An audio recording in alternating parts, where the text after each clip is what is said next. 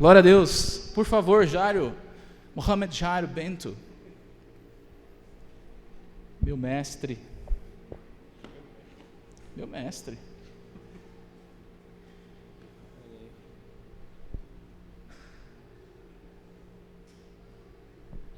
Vamos fazer uma oração aqui pelo ministro da palavra hoje, Jairo. Senhor, obrigado pelo momento que nós tivemos de te adorar, de te ofertar, mas agora nós queremos ouvir a tua voz, Pai. Agora nós queremos o teu direcionamento, nós queremos ouvir a tua palavra. Então usa o teu servo, Jairo, essa noite poderosamente com a tua palavra, assim como o Senhor já tem feito com ele.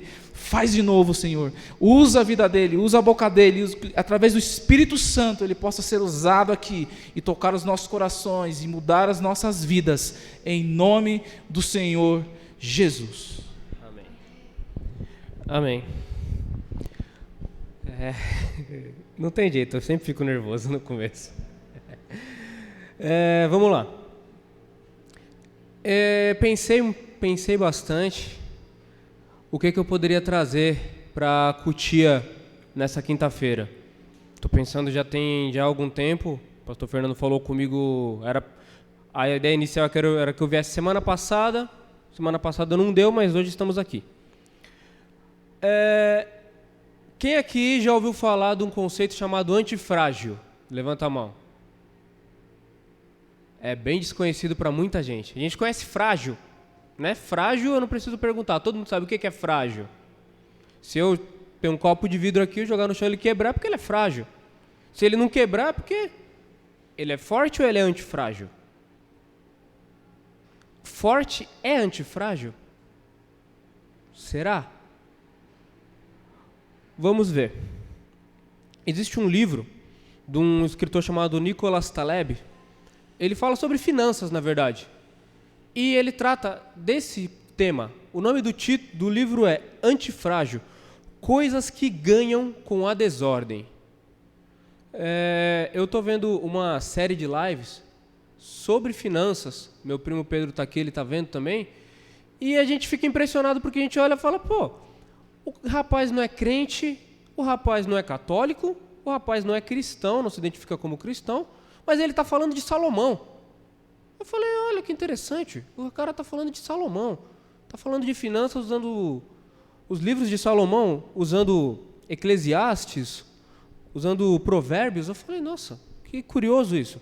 E ele citou esse tema. Eu falei, olha, isso vale para a gente. Isso vale para o nosso dia a dia da igreja. Então vamos explorar um pouco o que é o antifrágil, mas para a gente chegar lá, a gente tem que explorar algumas características do frágil. Abram, por favor, em Gênesis 25, 27.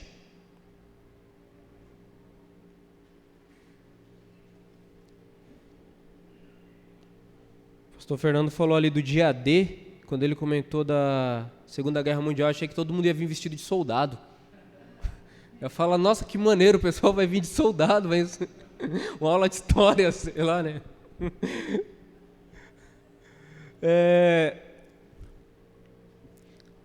E cresceram os meninos, e Esaú foi como homem perito na caça, homem do campo, mas Jacó era um homem simples, habitando em tendas. Aqui ele está falando de Esaú e Jacó, que mais para frente viria a se tornar Israel. Irmãos gêmeos, porém muito diferentes, não eram gêmeos idênticos. Esaú era um homem forte, grande, um rapaz que lidava com a caça, provavelmente seria um bom guerreiro. Seria aquele cara que você olharia e falava, esse está comendo whey, esse é rato de academia, rapaz. Devia ser um brucutu enorme. Mas Jacó não, Jacó era um rapaz simples, um rapaz... A palavra até fala que ele era bem mais franzino que seu irmão. O seu irmão era peludo, ele não tinha pelos no corpo. Ele era um cara de casa e o irmão era um homem da caça, um homem bruto. Hoje não, mas um tempo atrás ele seria um lenhador. Provavelmente ele fazia isso também. Só que tinha uma questão. Esaú nasceu primeiro, portanto ele tinha primogenitura. Dado uma certa idade, ele iria receber de seu pai a bênção da primogenitura. O seu pai iria chegar, impor as mãos e fazer uma oração, falando: Senhor, agora eu deposito, através do seu poder, eu deposito na vida do meu filho a bênção da primogenitura, e esse rapaz vai ser abençoado, vai carregar a semente que o Senhor deu para mim, para poder ter a nação que o Senhor prometeu a Abraão, e assim ia seguindo tudo. Até chegar na nação que a gente conhece como Israel. Mas Esaú, ele vacilou, com todos os significados que essa palavra pode ter. A gente vê no versículo 34, diz assim: E Jacó deu pão a Esaú e o guisado de lentilhas, e ele bebeu e comeu, e levantou-se e saiu. E assim desprezou Esaú a sua primogenitura. Esaú tinha uma coisa muito importante, muito melhor do que seus dotes físicos, muito melhor do que a sua capacidade de caça, ou a sua eventual capacidade de guerra, que era algo muito importante nessa época, porque todo mundo vivia em guerra. Muito mais importante que tudo isso, ele tinha a bênção da primogenitura. Uma bênção que só vem de Deus, e algo que veio para ele de graça. A única coisa que ele fez foi sair do ventre da mãe primeiro. Ele não fez nada para ter isso. Para ser um homem de caça, ele teve que aprender a caçar. Para ser um homem forte, ele teve que fazer trabalhos que exigissem força. Mas para ser primogênito, ele só teve que nascer. Algo que todo mundo aqui fez. E ninguém fez esforço para nascer. O esforço foi todo da mãe. Eu não fiz esforço nenhum, minha mãe fez todo o trabalho. E o médico. E ele se deixou levar por um momento de fome. Seu irmão lá, de olho na primogenitura há muito tempo, porque inventaram de dar um nome para o menino de Jacó, que é um mentiroso, um enganador. Ele falou: rapaz, eu não estou gostando disso. Meu irmão tem tudo melhor do que eu sou aqui, todo mundo aponta o dedo na minha cara, me chama de enganador, eu tenho que dar a volta por cima. E ele usou do seu título de enganador para enganar o irmão e obter a primogenitura por um prato de lentilha. Muitas vezes a gente tem algo que não tivemos esforço para ter, que não precisamos nos dedicar para ter, mas aquilo está em você. Aquilo está em você. Algumas pessoas chamam de dom, outras pessoas chamam de talento, outras pessoas vão chamar de capacidade, outras pessoas vão falar que o cara é craque naquilo.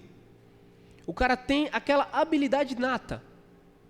A gente tem jogadores famosos, a gente teve o Pelé, a gente teve o Zagallo, hoje a gente tem o Neymar, tivemos o Ronaldo. Esses caras têm uma habilidade de jogar futebol, que eu não tenho. Mas e se eles não se dedicassem a jogar futebol? Ele ia continuar tendo aquela habilidade, ele ia jogar com os amigos, ele ia ser o melhor jogador do bairro, mas ele nunca seria um jogador famoso.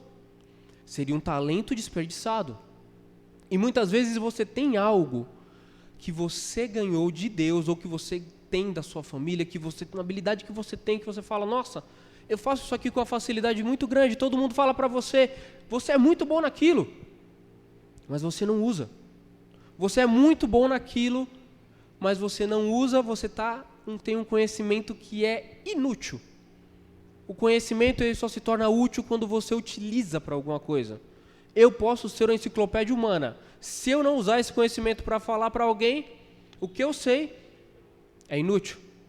De que adianta eu saber tudo da história da Segunda Guerra Mundial, da história da Grécia, de tudo, mas eu só guardo para mim? Se nem a minha esposa que mora comigo não sabe o que eu sei. Eu falo: o Jair entende de Segunda Guerra? Não sei. Eu falo com ele na série que a gente viu no Netflix, a gente fala do culto, a gente fala de outras coisas. E por não utilizar as ferramentas que Deus te dá, você pode se tornar o primeiro princípio de frágil que eu vou trazer aqui, que é o tolo. E muitas vezes o tolo é um cara que sabe pra caramba. É um cara que tem um conhecimento de muita coisa, mas ele é tolo. Salomão começou como o homem mais sábio do mundo. Mais para frente, ele começou a quebrar as regras que ele tinha de Deus. Deus falou: não faça aliança com outros, aliás, faça alianças políticas com outros povos, mas não faça alianças religiosas. E ele se deixou levar. Ele falou: eu sou o homem mais sábio do mundo, eu sou o homem mais rico do mundo, eu faço o que eu quero.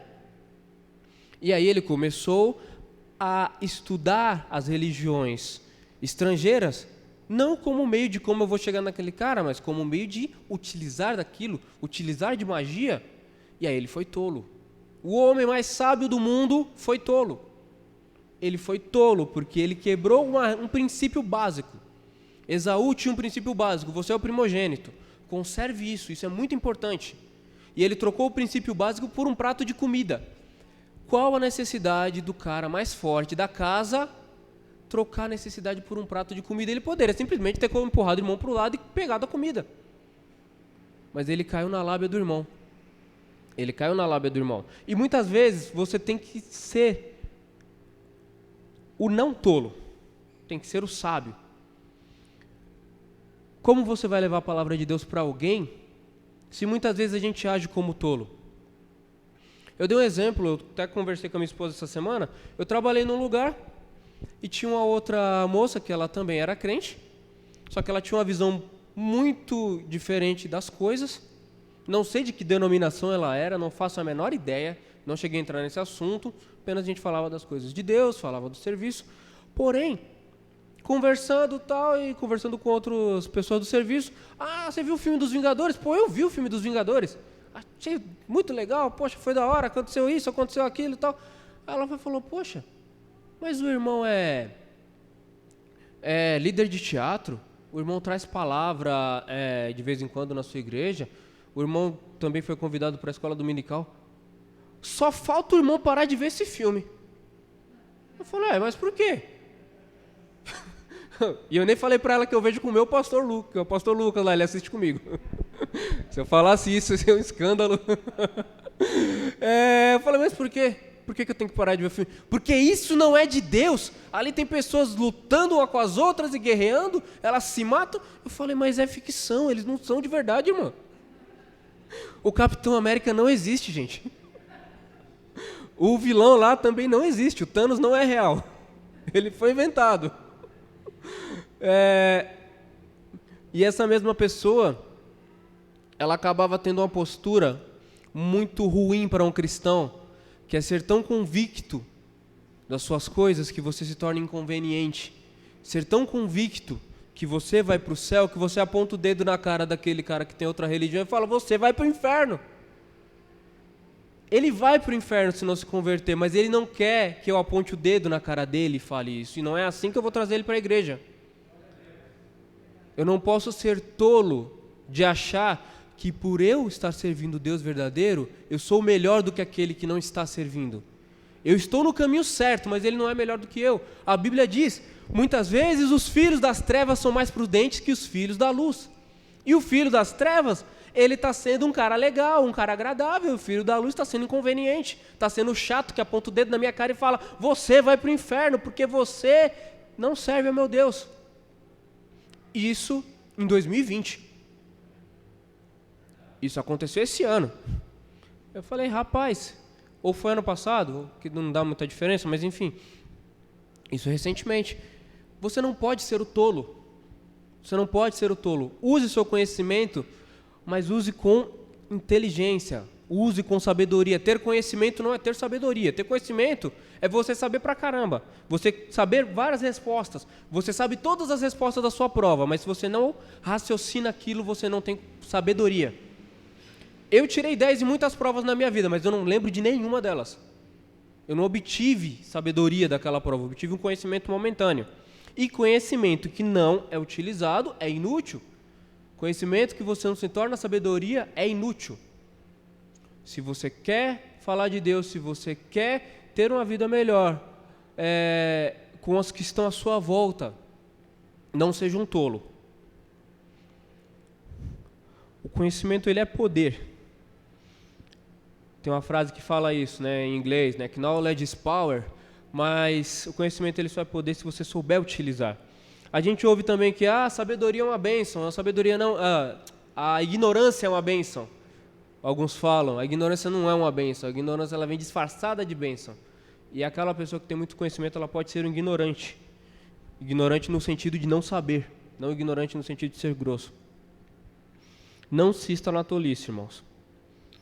Agora vamos pular. Vamos para 1 Samuel, capítulo 17. versículo 23.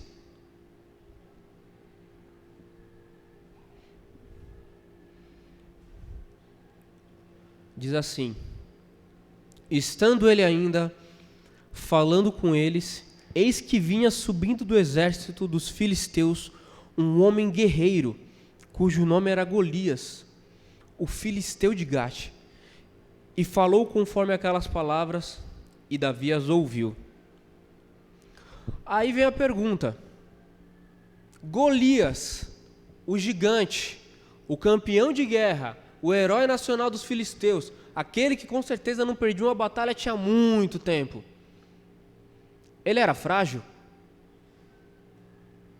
Ele era frágil?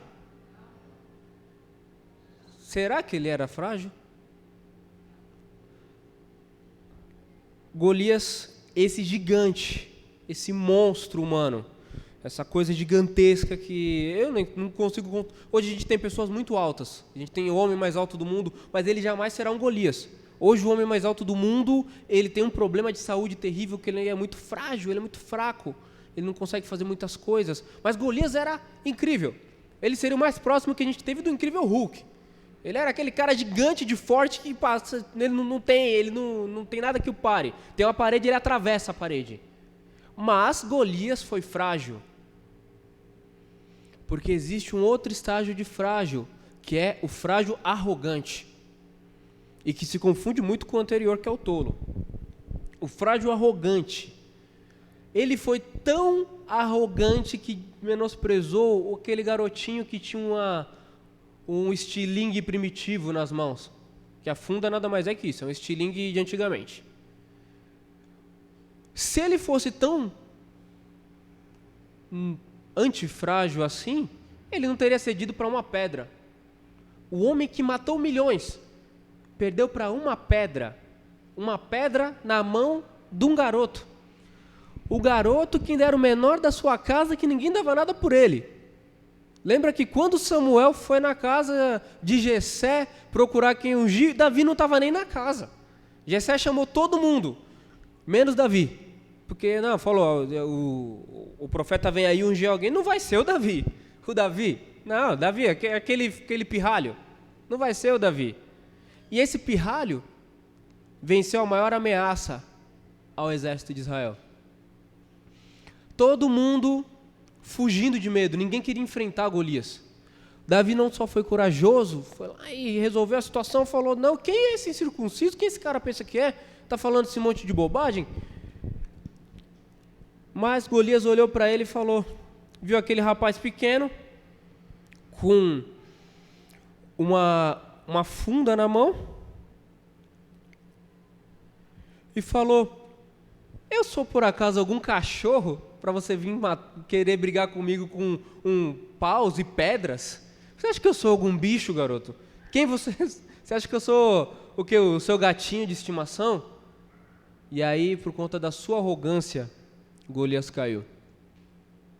Por conta de se achar o melhor, de ser o especialista. E quantos especialistas a gente não tem hoje? Hoje, com esse mundo de internet, a gente tem especialista para tudo, mas são especialistas que não sabem nada. Eu acho incrível. É um especialista que fala por horas, e fala, e no final de tudo você faz um compilado do que aquele cara falou e ele não disse nada. E o pior, a gente tem os especialistas que se fazem de crentes. Eu digo que se fazem de crentes porque por mais que aquele cara tenha um título de pastor, de apóstolo, de anjo, de seja lá o que for, por mais que ele tenha pessoas que o sigam, por mais que ele tenha sido consagrado, ungido, não sei o que lá, eu digo que ele se faz de crente porque eu não considero ele um crente, porque ele não fala o que está escrito. A partir do momento que eu sou um especialista, eu deixo de ser um aprendiz. E a Bíblia diz que eu tenho que ser como criança, está sempre apto a aprender, não só depender do pai. Para você depender do pai, você tem que ser uma criança está sempre aprendendo. Está ali meu primo Júnior, que tem 3 crianças na casa dele, as 3 estão sempre aprendendo com ele e com a esposa. Assim como ele aprendeu com o pai dele. Assim como o Fernando aprendeu com o pai dele, assim como eu aprendi com meu pai. Se eu deixar de ser um aprendiz, se eu me tornar um especialista naquilo, com muitas aspas aqui, eu deixo de estar atento a detalhes. Por que eu vou ouvir o outro? Por que eu vou ouvir aquele rapaz pequeno que está vindo e falando que eu estou errado? Não, eu sou um gigante nesse assunto. Quem é ele para me peitar? Nós temos o nosso pastor presidente, pastor Walter Brunelli, um homem com muitos títulos no ramo da teologia, um homem reconhecido por qualquer um que conhece um pouco de teologia, falar, meu pastor é o Walter Brunelli, o pessoal vai falar, nossa, o seu pastor é o Walter Brunelli? Esse homem é incrível, esse homem sabe muito, esse homem é fantástico, e não sei o que e tal. Mas o pastor Walter Brunelli, ele consegue ser uma pessoa tão grande, mas uma pessoa tão humilde, que vai lá no Jardim Ângela, na casa da irmã Lurdinha, que é uma irmã nossa lá da Beirana Guarapiranga, ele vai lá e fala, irmã Lurdinha, eu quero um cachorro quente, ele vai lá e come o cachorro quente, é o homem que come churrasco grego no centro, e ainda fala que está delicioso. E ele tem essa humildade, porque ele é um eterno aprendiz. Se eu vier falar com ele de Bíblia, com certeza ele vai eventualmente me dar uma aula, mas não por querer mostrar para mim que ele sabe. Ele vai me ouvir, e vai ouvir todos os pontos que eu tenho, e vai me corrigir em tudo que eu estiver errado com muito carinho, com muita humildade. Enquanto eu não for um aprendiz, enquanto eu deixar de ser um aprendiz, eu me torno um Golias naquilo que eu faço. E o Golias, ele não só caiu por conta de uma pedra, como depois de ter caído pela pedra, Davi foi lá e pegou uma espada e cortou a cabeça de Golias. Era a espada do próprio Golias. A espada que aquele filisteu usou para matar milhares de pessoas, centenas de milhares, não sei quantas. A espada que tirou vidas incontáveis. Aquilo que era o instrumento que você olhava e falava, um soldado se apoia em suas armas muitas vezes. Golias era um soldado e ele se apoiava naquela espada. Aquilo que foi o instrumento que mostrava o quão perigoso aquele homem era, foi o instrumento que decretou de fato a sua morte, que decretou de fato a sua derrota.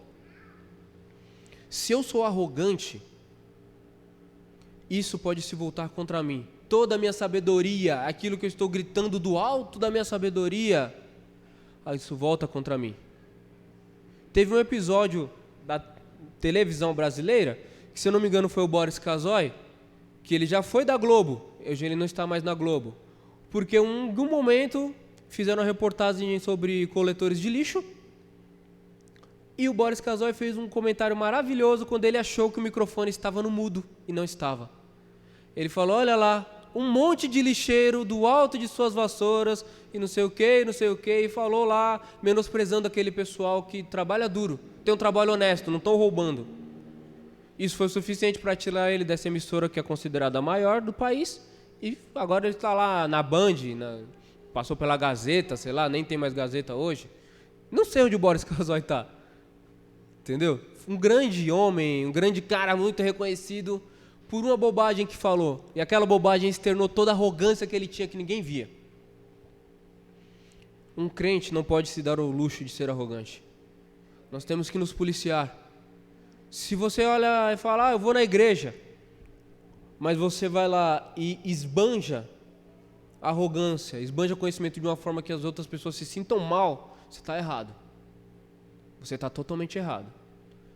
Se você é um cara que está ali para tirar dúvidas, e a pessoa veio até você porque você é um cara agradável, eu vou lá falar conheci o Fernando lá na empresa lá, onde é que você trabalhou lá perto da Belmonte lá? Na Abril? Na editora Abril? O rapaz trabalhava com ele, um exemplo, não sei se isso aconteceu. O Luiz Fernando é um cara muito legal, um cara agradável. Poxa, ele é da igreja, né? Aí eventualmente ele sabe que ele é da igreja, ele é um cara muito legal, uma pessoa que é muito agradável de se estar, e a pessoa vai lá e tira uma dúvida, poxa, mas é que... Fala esse negócio, como é que é esse negócio de Jesus é Deus? Vocês falam que Jesus é Deus e que o Espírito Santo também. Não tem, como é que funciona isso? Ele tira uma dúvida, o Fernando tira uma dúvida dele, ele vai surgir outra dúvida, e é assim que você ganha a pessoa. Assim que o crente deve agir. Na agradabilidade, o próprio Jesus teve momentos de fúria, que eu acho fantástico, eu acho maravilhoso Jesus entrando no templo e dando chicotada em todo mundo. Sai todo mundo daqui, vocês estão vendendo coisa no templo. Eu acho isso fantástico. Mas, fora isso, Jesus era um homem muito agradável. Jesus era uma pessoa que não se via formosura nele, ele não era nada demais, não era aquele cara lindo, maravilhoso que a gente imagina, era um cara comum. Mas era uma pessoa que todo mundo falava, olha, eu quero estar perto desse cara. Eu quero estar perto desse homem. Eu preciso estar perto dele, eu me sinto bem perto dele, eu quero ouvi-lo. Ninguém queria estar perto de Golias, talvez nem os filisteus queriam estar perto de Golias. Ele estava lá porque ele era bom de briga. E por conta da arrogância, ele perdeu a guerra e fez o povo dele perder a guerra. Por conta da sua arrogância. Então Golias, ele foi frágil, sim. Ele não era frágil, Deus dá um soco nele e cair. Mas ele foi frágil por menosprezar um pequeno rapaz com a funda. Que aquele rapazinho ali tinha uma coisa que Golias não enxergava por conta da sua arrogância, que era o poder de Deus. E nós temos isso. E não podemos deixar que isso também suba a cabeça como subiu a Salomão. Não podemos ter o que é chamado em alguns meios financeiros, acredite se quiser, como uma síndrome de Golias. Por conta disso, não seja arrogante. Para finalizar, vamos ver o que é antifrágil. Vamos para Atos, capítulo 17, versículo 23.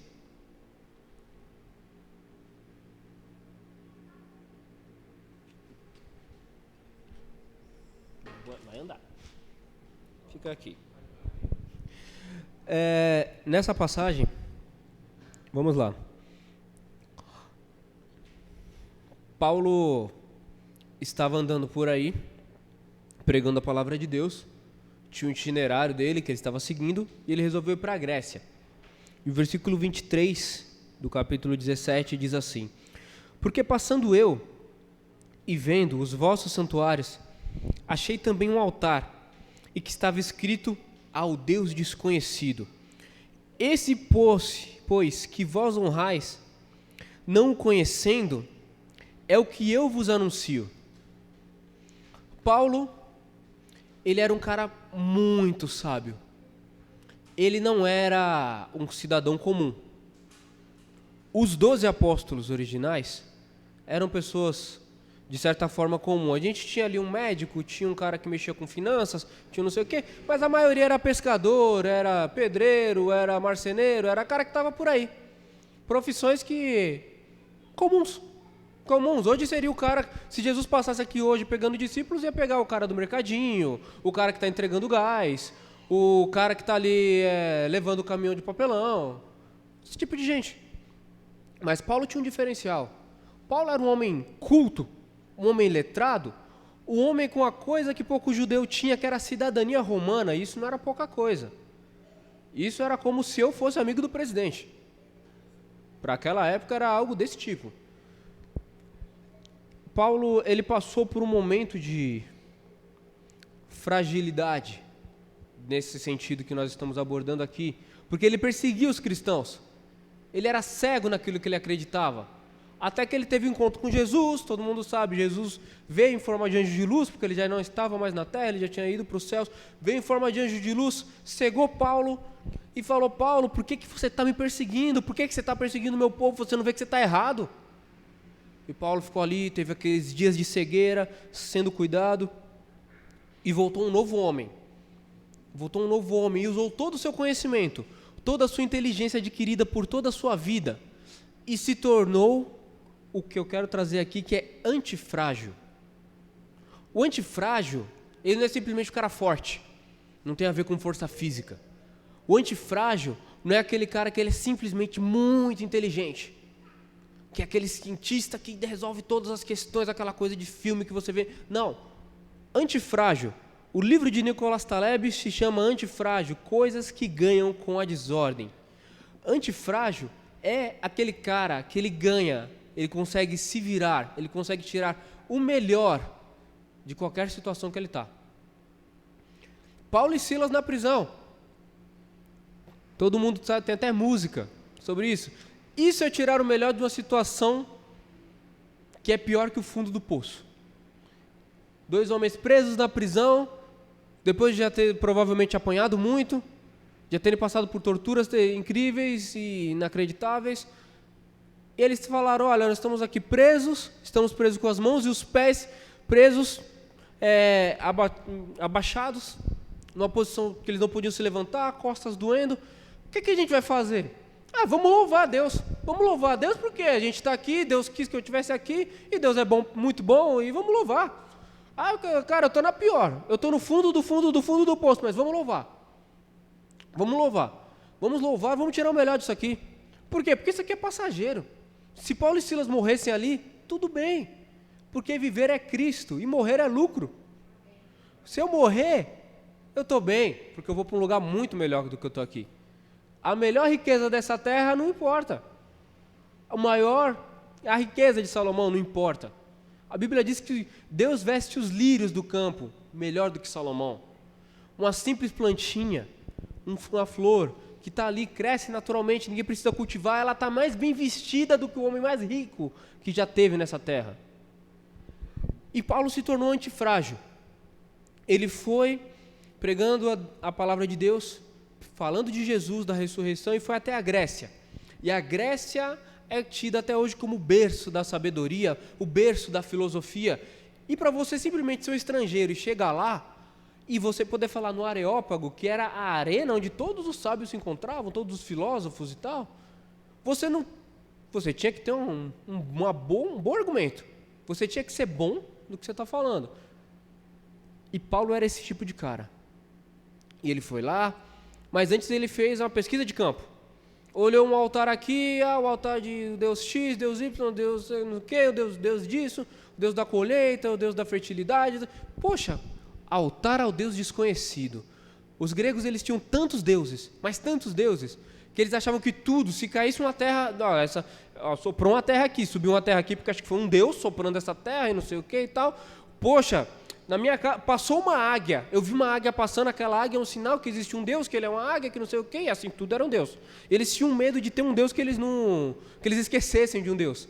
Eles fizeram um altar ao Deus desconhecido, porque se eu esqueci, surgisse um Deus novo, um Deus, sei lá, o Deus da internet, eu esqueci de louvar o Deus da internet, tá ali, ao Deus desconhecido, Deus da internet, você é aquele Deus ali. E Paulo olhou aquilo e falou, coisa interessante, beleza, vou lá falar no Areópago. Conseguiu uma vaga para falar no Areópago, que não deve ter sido fácil de conseguir, e foi falando, sabe aquele altar ao Deus desconhecido? Eu vou falar para vocês desse Deus que vocês não conhecem. Existe um Deus que vocês não sabem, que vocês não fazem ideia, vocês sabem pra caramba, mas eu estou aqui com uma notícia que vai abalar vocês. Existe um Deus que se fez homem, que morreu e ressuscitou. Eu vim falar para vocês de Jesus e da ressurreição. E não foi tão bem compreendido, porque eles acharam que a ressurreição era a esposa de Jesus. Não, era comum para eles esse negócio de deuses, homens e mulheres se casarem e tal. Os deuses eram só humanos que viviam pra caramba, eu acho. Eles não tinham um conceito muito legal de divindade. Mas olha só, por ter pensado numa estratégia para entrar naquele meio, onde com certeza tinha muita gente arrogante, todos esses filósofos que você ouviu falar saíram de lá. Platão, Sócrates, Aristóteles, tudo grego. Todo mundo passou pelo Areópago. E Paulo passou pelo mesmo Areópago, pela mesma arena de filosofia. E falou com aquelas pessoas, ele conseguiu tirar o proveito daquela situação. Estou numa situação meio estranha, esses caras têm um papo meio esquisito. Mas vamos ouvir o que eles têm a dizer.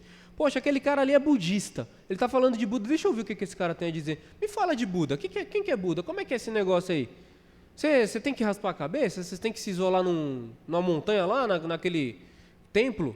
Tal, e ali eu vou conversando, vou entendendo a questão do cara. Não, porque eu sou cristão e para mim funciona dessa forma. É mais ou menos isso que Paulo fez. Olha, gente, eu sou cristão, estou falando aqui de Jesus, vocês estão falando desses deuses, o meu Deus funciona desse jeito. E o pessoal falou, poxa, que curioso. Não teve o efeito que ele queria, mas dali,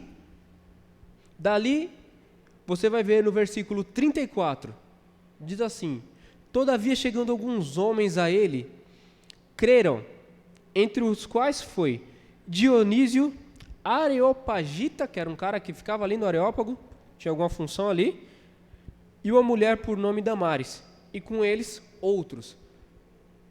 Eu vim para uma situação que eu não esperava, não saiu do jeito que eu queria, mas eu fiz o meu melhor. E olha só que maravilha. Paulo saiu dali com uma célula, com uma pequena igrejinha ali, com um pequeno grupo de pessoas que falaram, olha, eu acho que eu entendi, você está falando de um Deus diferente. Eu quero saber desse Deus, fala para mim mais. Me fala mais. Me fala mais desse Deus. E assim, por conta de estar preparado para qualquer situação, Paulo, como outras grandes figuras da Bíblia, você vai ter lá Gideão com os 300, você vai ter infindáveis figuras, conseguiram ser antifrágil. O antifrágil é aquele cara que não se deixa ser tolo. Ele usa o conhecimento, mas ele não se deixa ser arrogante pelo conhecimento que ele tem. Ele usa aquilo para tirar o melhor de qualquer situação adversa. E muitas vezes você vai se deparar com a situação adversa, seja esse vírus que estamos vivendo, seja qualquer outra coisa. Mas Deus, Ele te dá a maneira. Te dá a maneira e fala, filho, você consegue ser antifrágil. Porque está escrito aqui. Está escrito aqui que eu tiro você da situação adversa. Mas você tem que se esforçar. Você tem que saber. Você tem que estudar. Não adianta você vir aqui e não aplicar o que está sendo falado aqui. Não aplicar o que você aprende na escola dominical. E é isso que eu venho trazer para vocês, irmãos. Sejam antifrágeis, para a glória de Deus. Amém?